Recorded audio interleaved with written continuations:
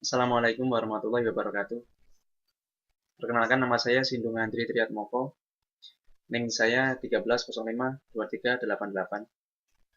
Saya berasal dari Klaten, Jawa Tengah dan saat ini bekerja di perusahaan yang memproduksi ban motor dan juga ban mobil PT Multistrada Rasana Tbk yang beralamatnya di Cikarang, Bekasi, Jawa Barat. Saya bekerja sebagai karyawan swasta dan sambil berkuliah di Institut Komputer Manajemen Informatika atau disingkat dengan IKMI, Rizkina, Bekasi, Jawa Barat. Uh, Kampus ini sangat cocok sekali bagi karyawan swasta seperti saya. Kenapa cocok sekali bagi karyawan swasta seperti saya? Karena kampus ini mempunyai kelebihan-kelebihan yang sangat menarik. Di antaranya adalah waktunya yang sangat fleksibel. Kenapa waktunya yang sangat fleksibel? Kampus ini terbagi menjadi dua kelas, yaitu kelas reguler dan juga kelas eksekutif. Untuk kelas reguler sendiri juga dibagi menjadi dua kelas, yaitu kelas pagi dan juga kelas malam. Kelas reguler ini dibuka dari hari Senin sampai dengan Kamis. Dan untuk kelas pagi dibuka dari jam setengah 9 pagi sampai jam setengah 12 malam. Jam 12 siang. Dan untuk kelas malam dibuka pada jam setengah 7 sore sampai jam setengah 10 malam. Serta untuk kelas eksekutif dibuka pada jam setengah 5 sore sampai jam setengah 10 malam. Untuk kelas eksekutif ini dibuka pada hari Sabtu dan juga Minggu. Selain waktunya sangat fleksibel bagi karyawan swasta seperti saya, kampus ini juga sangat menarik sekali dalam segi pembayarannya atau biayanya. Biayanya yang sangat terjangkau dan juga sistem pembayarannya yang bisa dicicil, membuat kampus ini sangat cocok sekali bagi karyawan swasta seperti saya. Selain waktu dan juga biaya yang sangat menarik dan cocok bagi karyawan sip seperti saya, bagi karyawan swasta seperti saya, kampus ini juga didukung oleh dosen-dosen yang sangat berkompeten, serta sudah terakreditasi BAN-PT dan juga memiliki sertifikat-sertifikat internasional. Salah satu contohnya yaitu sertifikat Microsoft yang sudah diakui secara internasional.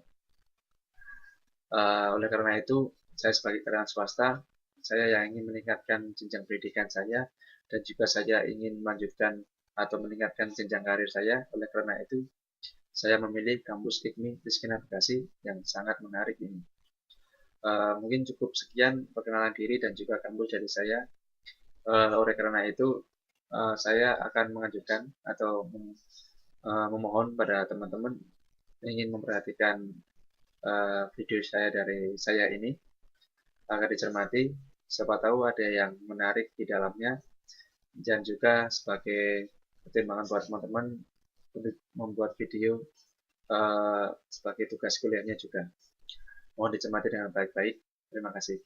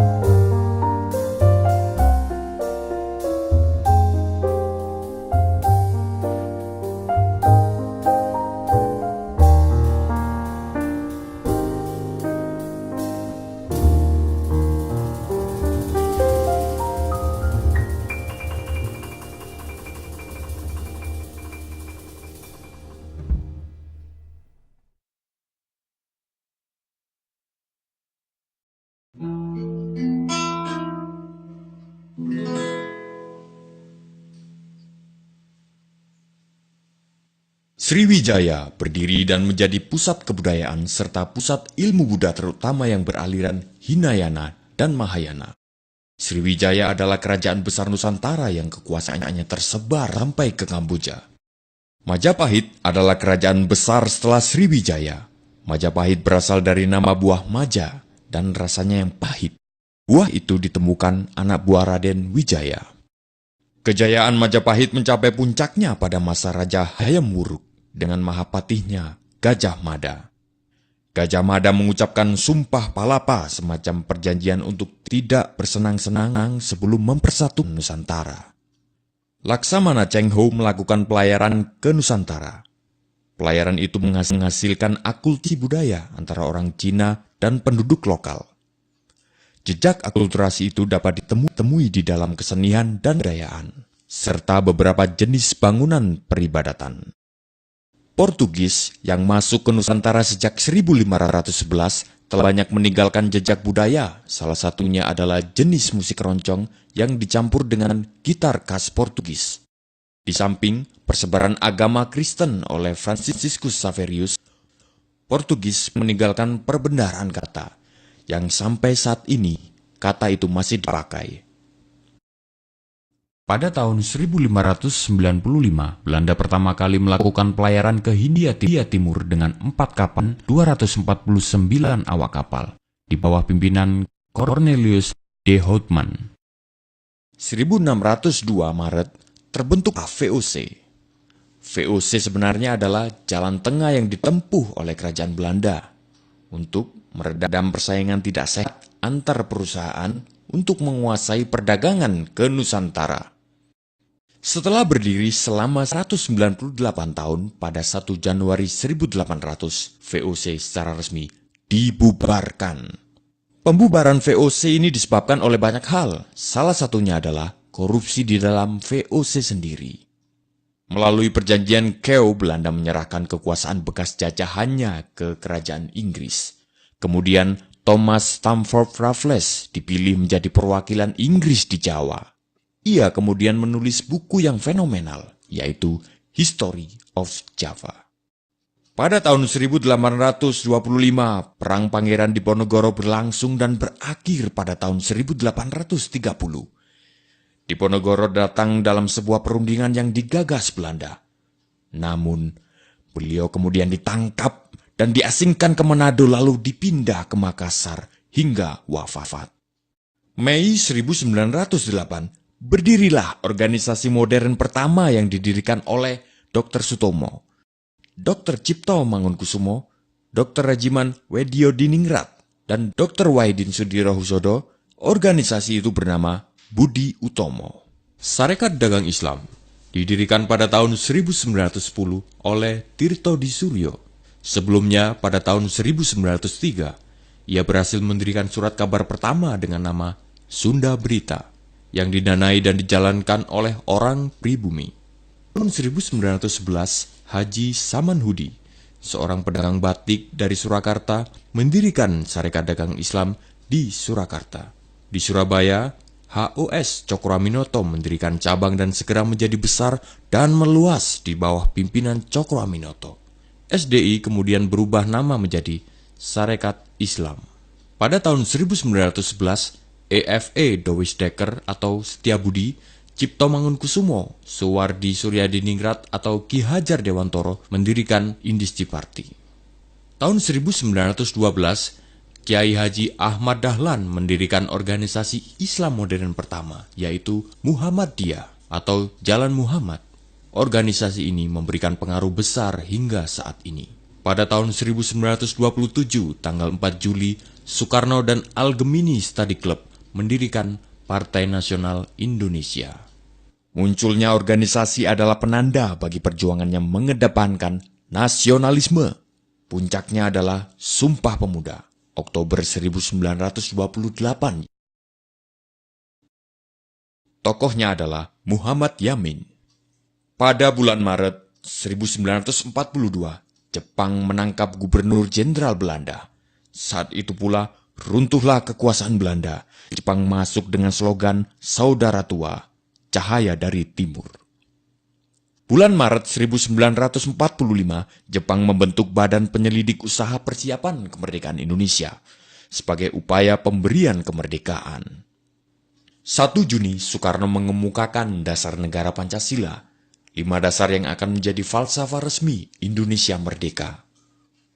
15 Agustus, Jepang menyerah tanpa syarat. Setelah sekutu membom Hiroshima pada 6 Agustus 1945. Pada saat itu terjadi kekosongan kekuasaan karena sekutu yang mengalahkan Jepang tidak melakukan penaklukan terhadap Indonesia. Sementara itu Jepang masih berkuasa, namun telah menyerah. 16 Agustus, Soekarno-Hatta diculik para pemuda dan dibawa ke Rengas Dengklok. Para pemuda mendesak Soekarno-Hatta untuk segera menyatakan kemerdekaan. Tanggal 17 Agustus, dibacakanlah proklamasi yang dirancang Soekarno dan beberapa tokoh di rumah Soekarno. Dikibarkanlah bendera merah putih yang dijahit oleh Ibu Fatmawati, istri Soekarno. Hal-hal yang mengenai pemindahan kekuasaan dan lain-lain diselenggarakan dengan cara saksama dan dalam tempo yang sesingkat-singkatnya. Jakarta, 17 Agustus 1945, atas nama bangsa Indonesia, Soekarno-Hatta.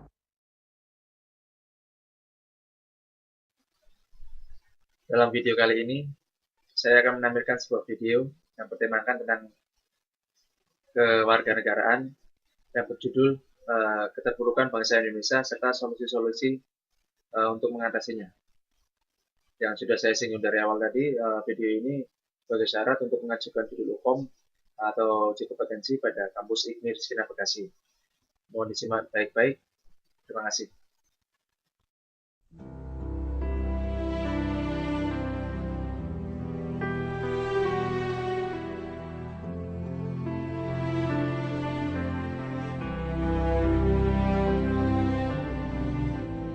Indonesia, bangsa terbesar keempat di dunia.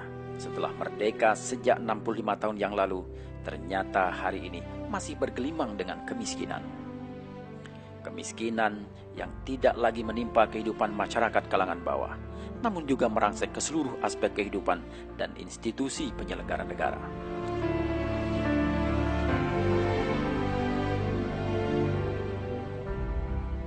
Di negeri kita, pengangguran meluas ke berbagai lapisan, bahkan menimpa mereka yang telah berpendidikan tinggi. Banyak anak-anak bangsa yang terpaksa mencari pekerjaan ke luar negeri karena sulitnya mencari penghidupan di negeri sendiri. Di sisi lain, perlindungan terhadap anak bangsa tidak bisa diharapkan oleh anak bangsa yang membutuhkannya. Jaminan sosial untuk warga miskin dan manula tidak mampu diberikan oleh negara.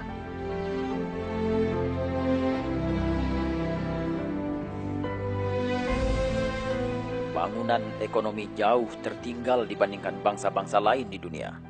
Bangsa Indonesia setiap hari disibukkan oleh peristiwa-peristiwa korupsi yang memilukan, sementara hukum hanya bisa diterapkan secara efektif jika menimpa kalangan masyarakat terbawah.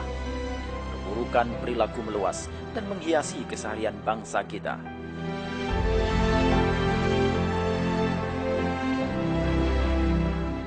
Di satu sisi, sumber daya alam yang sangat berlimpah milik bangsa Indonesia telah dikuasai oleh asing. Aset strategis satu persatu jatuh ke tangan asing. Bahkan tanpa disadari, kehidupan bangsa Indonesia telah dikuasai oleh bangsa lain dengan produk-produk asing yang mendominasi pasar di Indonesia secara tidak terkendali.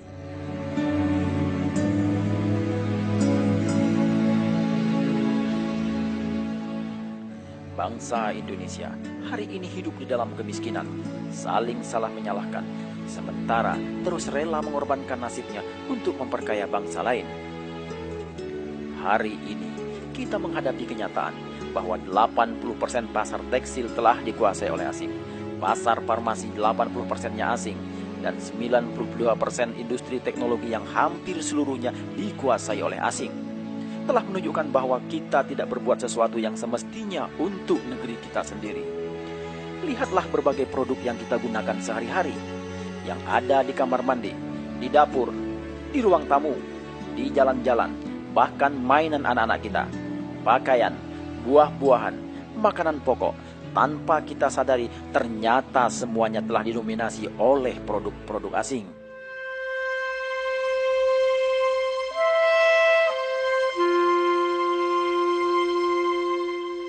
Anak-anak bangsa semakin sulit berusaha di negeri sendiri. Menjual menjadi sesuatu yang sulit dilakukan oleh bangsa sendiri di negeri sendiri karena kuatnya dominasi pemain asing. Para pengusaha berguguran setiap hari.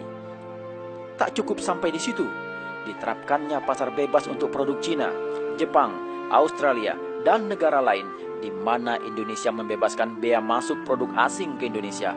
Di tengah lemahnya sektor swasta milik bangsa Indonesia telah membuat industri hingga home industri di negeri kita berjatuhan setiap hari. Mulai hari ini, kita harus bangkit, mengambil hak kita untuk berjaya di negeri sendiri, mengambil hak kita untuk menjadi bangsa besar. Gerakan yang dicetuskan pertama kali pada tanggal 27 Februari 2011 dan terus bergulung bagaikan gumpalan bola salju semakin menggelora di berbagai kota di seluruh Indonesia.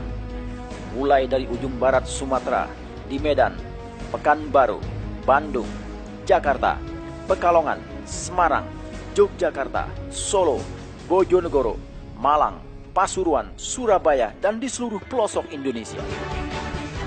Beli Indonesia bukan gagasan segelintir orang, bukan pula gagasan sebuah kelompok masyarakat. Beli Indonesia adalah sebuah nation anxiety, sebuah keresahan bangsa Indonesia yang telah lelah melihat keadaan bangsanya. Beli Indonesia adalah keresahan semua komponen bangsa, keresahan para pengusaha, para alim ulama, birokrat, mahasiswa, dan masyarakat Indonesia seluruhnya. Beli Indonesia adalah perjalanan menemukan jati diri bangsa Indonesia, membangkitkan keyakinan bahwa bangsa Indonesia adalah bangsa besar dan menumbuhkan pembelaan terhadap martabat bangsa, serta pembelaan terhadap kejayaan ekonomi Indonesia.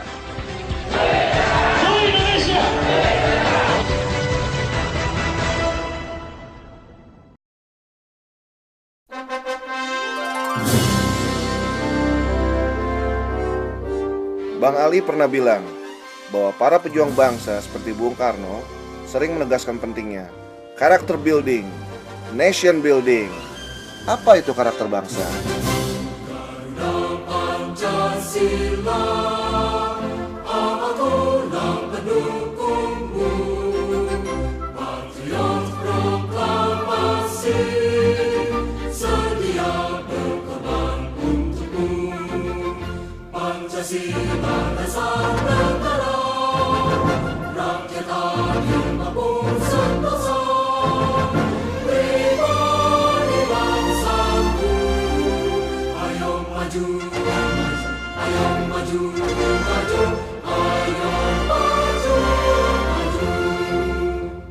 Garuda Pancasila, akulah pendukungmu. Ya, setiap orang Indonesia sudah selayaknya mendukung nilai-nilai yang terkandung di setiap sila dari Pancasila, dengan cara menjadikan Pancasila sebagai panduan dalam kehidupan berbangsa dan bernegara. Patriot proklamasi, sedia berkorban untukmu. Nah, kalau dilihat dari lirik ini, seorang patriot adalah seorang yang siap berkorban demi meraih, mempertahankan, dan mengisi kemerdekaan. Ibarat seorang atlet yang rela berlatih siang dan malam demi mengharumkan nama bangsa. Atau seperti masyarakat di desa yang masih menjunjung tinggi semangat gotong royong untuk membangun desanya. Mereka bekerja keras tanpa sibuk mempersoalkan imbalan, fasilitas, apalagi minta kenaikan gaji. Pancasila dasar negara, rakyat adil makmur sentosa. Keadilan menjadi dasar untuk mencapai tujuan masyarakat yang makmur dan sentosa. Adil adalah satu kondisi yang proporsional. Tidak ada yang hidup bergelimang harta dan pamer kekayaan, tidak ada yang sangat miskin dan menderita busung lapar. Intinya, tidak ada ketimpangan dalam hal apapun. Ketika keadilan telah dicapai, maka tercapailah kemakmuran. yaitu suatu kondisi masyarakat yang bisa merasakan kecukupan secara bersama, tanpa ada ketimpangan satu sama lainnya. Kemakmuran tidak sama dengan kekayaan, karena kekayaan lebih bersifat individualistik, sedangkan kemakmuran sifatnya kolektif. Dan akhirnya ketika keadilan dan kemakmuran telah tercapai, niscaya masyarakat yang sentosa akan terwujud. Kesentosaan pada dasarnya adalah kondisi peace of mind, di mana tidak ada lagi kekhawatiran yang dirasakan oleh setiap orang untuk hidup di bumi Indonesia. Kepribadian bangsa yang seperti inilah yang diidamkan oleh para pendiri bangsa. Indonesia yang adil, makmur, sejahtera. Ayo kita wujudkan. Pribadi bangsaku, ayo maju, maju, ayo maju, maju, ayo maju.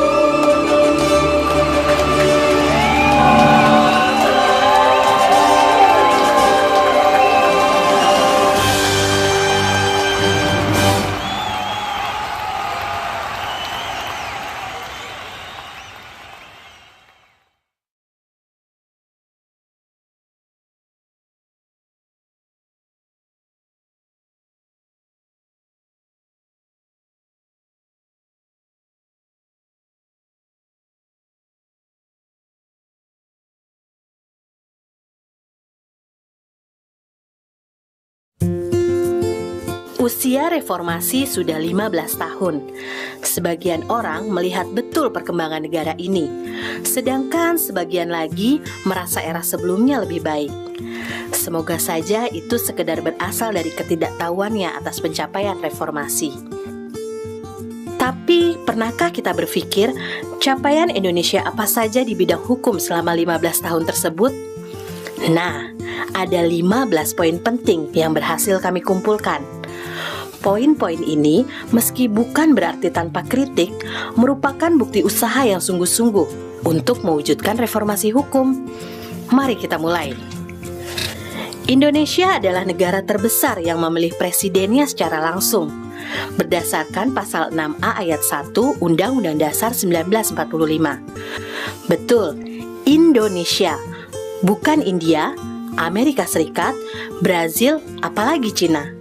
Apalagi pasal 7 amandemen Undang-Undang Dasar 1945 juga menjadikan presiden hanya dapat dipilih kembali untuk 1 kali masa jabatan lagi. Tidak ada lagi kekuasaan berpuluh tahun oleh orang yang sama. Selain itu, berdasarkan Undang-Undang Nomor 32 Tahun 2004 tentang Pemerintahan Daerah, pasal 24 ayat 5, kepala daerah juga dipilih langsung oleh rakyatnya. Setujukah Anda bahwa pengaturan ini membuat warga semakin berdaya dibandingkan masa lalu? Kini kita bebas membaca berita apapun. Pers bebas terbit tanpa dihantui pencabutan izin usaha pers. Pada masa lalu, pers bisa seketika dicabut izin usahanya, seperti yang terjadi pada majalah Tempo, Editor, dan tabloid Detik pada 1994. Kebebasan pers merupakan salah satu perwujudan hak asasi manusia yang lahir sejak amandemen Undang-Undang Dasar 1945. Pengadopsian prinsip-prinsip hak asasi manusia yang lebih lengkap kini telah tercantum dalam pasal 28 Undang-Undang Dasar 1945. Salah satu capaian reformasi adalah pembentukan institusi baru di negara ini, yaitu Mahkamah Konstitusi, yang merupakan hasil dari amandemen Undang-Undang Dasar 1945 pasal 24C. Kini, melalui Mahkamah Konstitusi, warga dapat menggugat ketentuan dalam undang-undang yang dianggap bertentangan dengan konstitusi, atau biasa disebut dengan judicial review. Contohnya Mutholib, seorang tukang parkir Pasar Monokromo, Surabaya, mengajukan permohonan pasal 32 Undang-Undang Nomor 23 Tahun 2006 tentang administrasi kependudukan. Pak Mutholib merasakan kesulitan dengan rumitnya birokrasi, serta mahalnya biaya pengurusan akte kelahiran.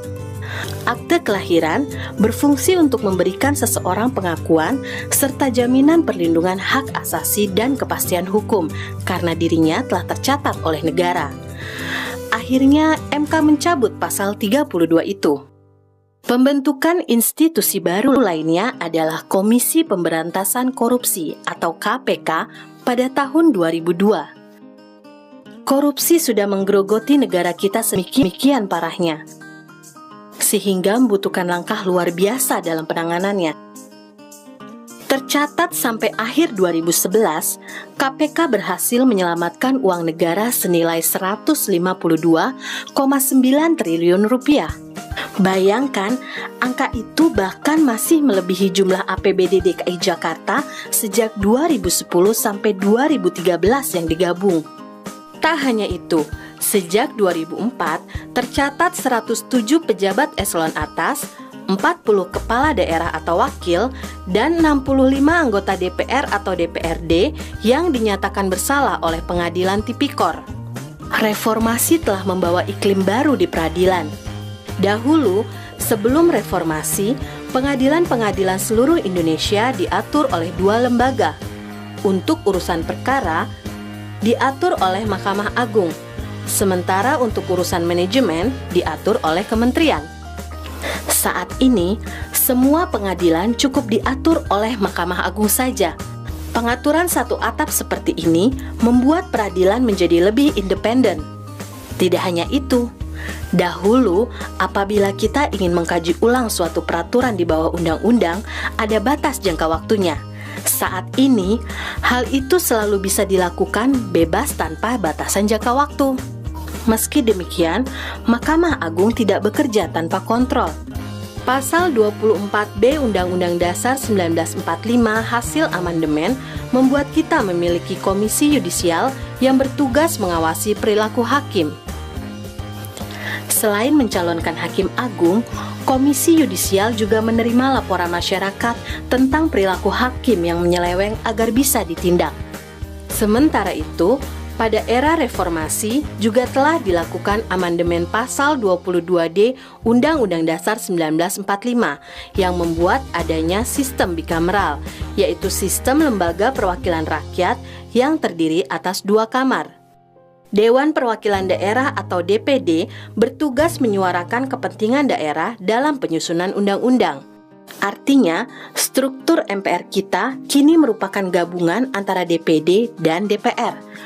Komposisi DPD dan DPR semuanya dipilih langsung oleh rakyat, sehingga keterwakilan kita di lembaga perwakilan menjadi lebih nyata. Bandingkan pada masa lalu, ada utusan golongan atau daerah dan fraksi TNI atau Polri yang ditunjuk langsung tanpa kejelasan konstituen. Peran anggota legislatif kita, baik di DPD maupun di DPR, juga ditingkatkan. Peran itu meliputi peran pengawasan, anggaran, dan juga legislasi. Kewenangan ini menyeimbangkan peran pemerintah dan Pemda dalam menjalankan pembangunan negara. Reformasi memiliki capaiannya sendiri yang berwarna. Misalnya sisi pluralisme. Berkat jasa Presiden Gus Dur kala itu, saudara-saudara kita warga keturunan Cina bisa dengan bebas merayakan hari besar Imlek dan mengekspresikan budaya mereka.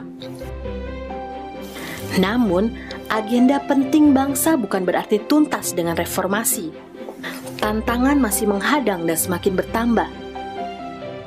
Pelanggaran HAM dari masa lalu masih menjadi tunggakan pemerintah, seperti penculikan aktivis dan kerusuhan Mei 98 di Jakarta yang hingga kini masih gelap.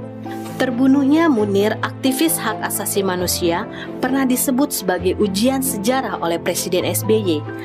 Namun hingga kini siapa pelaku sebenarnya tidak pernah terungkap dengan jelas.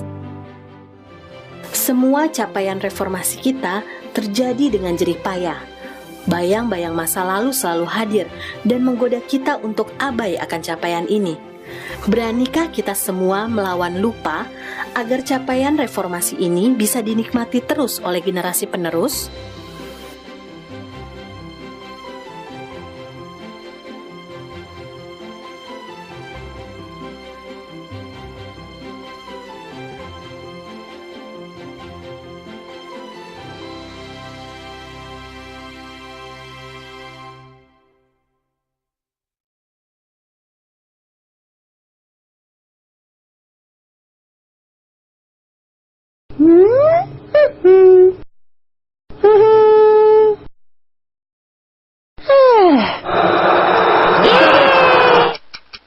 Bagus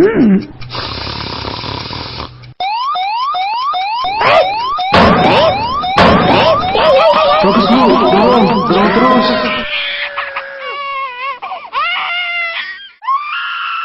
Apapun jika terburu-buru, hasilnya pasti tidak bermutu. Biasakan budaya tepat waktu.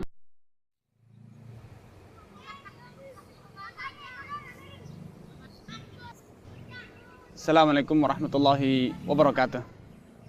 Ikhwatul iman, saudaraku seiman dan seakidah dimanapun Anda berada. Kondisi yang terjadi akhir-akhir ini di negeri kita, di bumi pertiwi yang kita cintai ini, di tanah tumpah darah kita, negeri yang kita cintai bersama ini, carut marut, dekadensi moral, kerusakan di berbagai lini, baik wanita, pria, tua, muda, masing-masing memiliki kerusakan yang beraneka ragam. Anak-anak SMP, bahkan sekolah dasar sudah mulai banyak yang berani beradegan seks bebas. Seakan mereka tidak ada rasa malu di depan umum, bahkan hasilnya diupload ke dunia maya untuk disimak oleh banyak orang, jadikan tonton banyak orang. Tentu kondisi yang ini, semacam ini menjadikan hati Anda tersayat-sayat, sakit hati, pilu, betapa tidak. Bumi pertiwi seakan tidak ada harganya, moralnya, harga dirinya seakan begitu murah. Saya yakin Anda sebagai warga negara yang baik, terlebih warga negara bangsa Indonesia yang beriman, Anda tidak rela ini terjadi dan terus berkepanjangan. Anda pasti menjerit, kapankah negeri saya berubah, berakhlak, berkarakter, makmur, sejahtera, dan damai, bahu-membahu, tolong menolong, gemah ripah lojinawi, kesejahteraan, kedamaian, pendidikan, dan juga kemajuan di berbagai aspek akan terwujud. Kalau kondisi umat centang-berentang terus seperti ini, masyarakat terus centang-berentang semacam ini, akan kapan negeri ini akan menjadi baik? Saudaraku seiman seakidah, analisa demi analisa terus banyak diajukan oleh orang. Namun, saya yakin Anda sebagai orang yang beriman, Anda percaya bahwa hanya ada solusi yang satu paket solusi yang manjur, pasti sukses, berhasil, yaitu paket dari Allah Subhanahu wa taala, wahyu dari Allah Subhanahu wa taala. Allah telah menjelaskan, man amila salihan min dzakarin aw untha wa huwa mu'minun. Barang siapa yang beramal saleh, baik dari laki-laki, man amila salihan min dzakarin aw untha, baik laki-laki ataupun wanita. Dan amal saleh tersebut, perjuangan tersebut, karya tersebut dilandasi oleh iman, wa huwa mu'minun. Allah telah tegaskan, falanuhyiyannahu hayatan thayyibah. Kami pasti akan wujudkan untuknya kehidupan yang sejahtera, kehidupan yang indah, kehidupan yang bagus, damai, sentosa, aman, makmur, gemah ripah lojinawi. Namun syaratnya, man amila salihan, beramal saleh. Amal saleh adalah amal yang dicontohkan oleh Nabi SAW. Wa huwa mu'min. Dan selanjutnya dia mengamalkan semuanya itu atas dasar motivasi iman kepada Allah. Bukan pamrih. Bukan karena jabatan. Bukan karena golongan. Bukan karena kepentingan. Namun betul-betul karena lillah. Dia beramal lillah. Dia meninggalkan karena Allah Subhanahu wa ta'ala. Semuanya karena Allah Subhanahu wa ta'ala. Pasti. Falanuhyiyannahu hayatan thayyibah. Allah akan wujudkan baginya kehidupan yang makmur, kehidupan yang tentram, damai, tanpa ada gangguan, tanpa ada gejolak atau dekadensi dalam berbagai aspek. Dalam contoh konkret misalnya, dalam hal amanat, menunaikan amanah. Allah Subhanahu wa ta'ala memberikan amanat, tu'til mulka man tasya' wa tanzul mulka mimman tasya'. Ya Allah, Engkau berikan kepemimpinan, kerajaan, kekuasaan kepada siapa yang Engkau kehendaki, dan Engkau cabut dari siapa saja yang Engkau kehendaki. Namun, siapakah orang yang paling ideal untuk memikul amanat? Simaklah bagaimana penuturan putri seorang saleh yang menceritakan tentang figur seorang nabi yang tangguh, yaitu Nabi Musa alaihissalam. Beliau mengatakan, inna khaira man ista'jarta al-qawi al-amin. Jadinya orang yang paling tepat untuk engkau sewa, engkau beri amanat adalah al-qawi, orang yang memiliki kredibilitas tinggi, profesional, dan tidak cukup hanya profesional, kredibel, akuntabel, tidak cukup. Namun harus ada satu lagi, amin, dipercaya. Orang pandai, cerdas di negeri ini banyak, namun yang amanat jarang. Betapa banyak orang yang dulu kita eluk-elukkan, kita anggap dia itu pakar dan pakar, namun tidak lama terbukti ternyata tidak amanat, khianat. Hari demi hari terus membuktikan betapa dia sama sekali tidak memiliki amanah, tidak dapat dipercaya walau dia cerdas, walau dia pandai, walau dia memiliki kapasitas yang luar biasa, namun tidak ada amanahnya. Karenanya mungkin Anda mengeluh, siapakah sejatinya orang yang bisa memimpin, membawa negeri ini dengan amanah? Bukan karena kepentingan pribadi, golongan, namun karena betul-betul lillah azza wa jalla, dia berjuang demi kebenaran, dia beramal demi kebenaran, bukan karena kepentingan sesaat, golongan, ataupun kelompok. Simaklah, Rasulullah SAW telah memberikan jawabannya. La imana liman la amanata lahu. Tidaklah pantas dinyatakan sebagai orang yang beriman kalau dia itu tidak dapat memikul amanah. Sehingga cermatilah ikhwatul iman. Dalam hadis ini Rasulullah SAW mengaitkan antara amanah dengan iman. Sehingga orang yang tidak bisa memikul amanat itu tidak pantas dipanggil untuk sebagai orang mukmin. Dia belum beriman sebenarnya, hanya lisannya namun hatinya tidak beriman.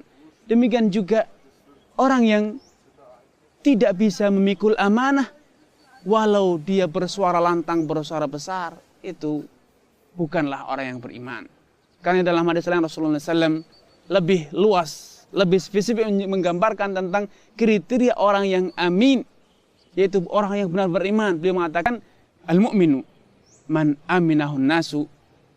Orang yang pantas menyandang predikat mukmin adalah orang yang masyarakat di sekitarnya merasa aman dari apa? Dari gangguannya, baik dalam urusan hartanya. Man aminahun nas ala dima'ihim wa amwalihim.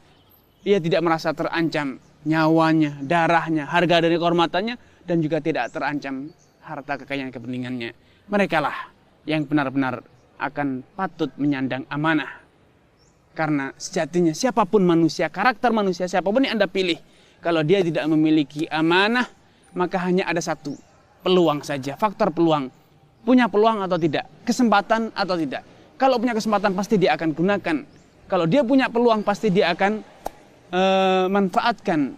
Hanya itu saja yang menjadikan dia tidak korupsi, dia tidak berkhianat karena faktor peluang atau tidak. Namun berbeda dengan orang yang beriman.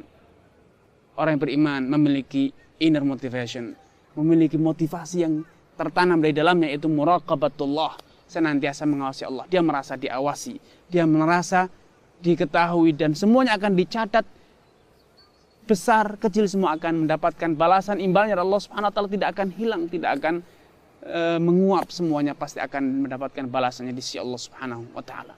Karena orang-orang yang benar-benar iman, hanya merekalah yang benar-benar akan kuasa memikul amanah.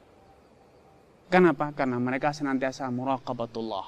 Namun ingat, iman, amanah itu bukan hanya slogan, bukan hanya media yang terus membesar-besarkan, diceritakan ke sana kemari, namun iman dan amanah itu adalah pembuktian, dibuktikan dengan iman, amal soleh, dan juga dibuktikan dengan pengalaman di lapangan.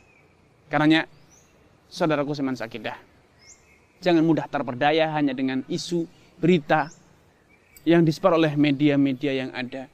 Namun hendaknya Anda betul-betul menjadi masyarakat yang pandai memilah, bukan hanya karena mengikuti media yang ada. Media semuanya adalah bersifat komersial, mencari keuntungan. Siapapun yang memberi keuntungan besar, maka dialah yang akan dilayani oleh media. Kita sudah jenuh, sudah muak dengan pemberitaan-pemberitaan yang semuanya bersifat komersial. Umat Islam telah menjadi korban sekian lama dengan pemberitaan-pemberitaan yang tidak jelas.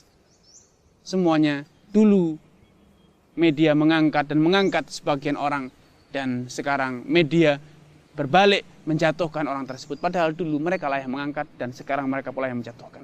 Bukan karena amanah mereka memberitakan, namun karena kepentingan sesaat, keuntungan sesaat yang menjadikan mereka memberitakan atau tidak memberitakan.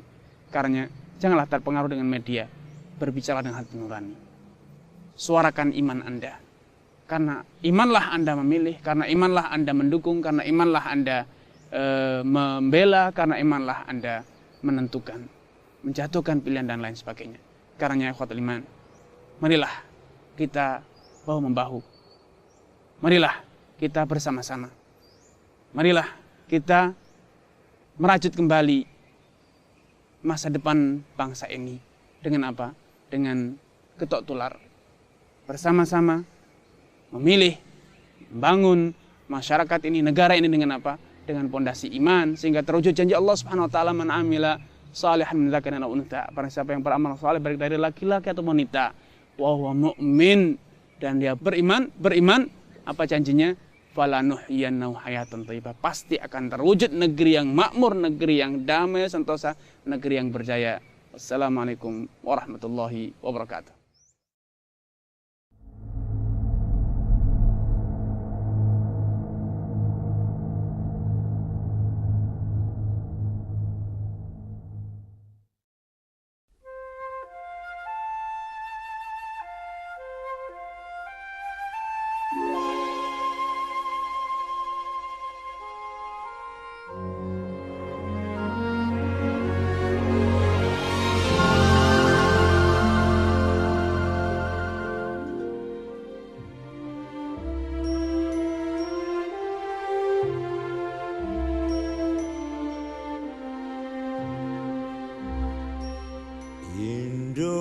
Indonesia tanah air beta, pusaka abadi nan jaya. Indonesia sejak dulu kala selalu dipuja-puja bangsa. Di sana tempat lahir beta, dibuai dibesarkan bunda, tempat berlindung di hari tua, sampai akhir menutup mata.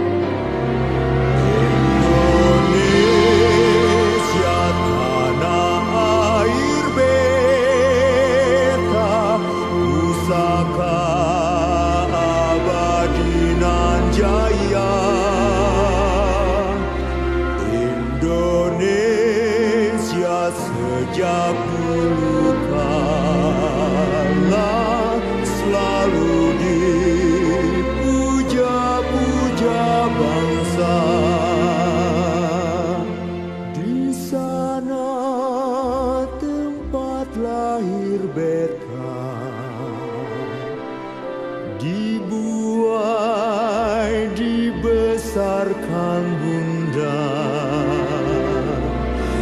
tempat berlindung di hari tua, sampai akhir menutup mata.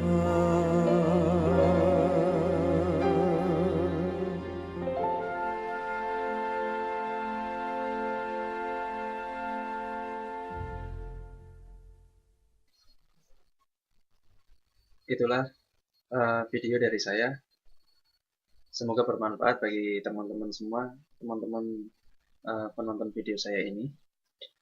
Video yang sangat singkat, video yang sangat mungkin tidak begitu menarik, tetapi insya Allah mempunyai sedikit gambaran-gambaran atau sedikit isi-isi yang sangat penting untuk teman-teman semua.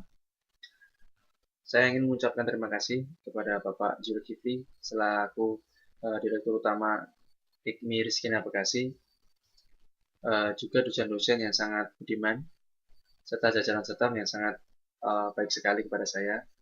Dan tak lupa kepada teman-teman yang sudah mempunyai andil pada pembuatan video ini. Terima kasih semuanya, terima kasih kepada kalian semua yang telah mendukung saya sampai saat ini. Akhir salam.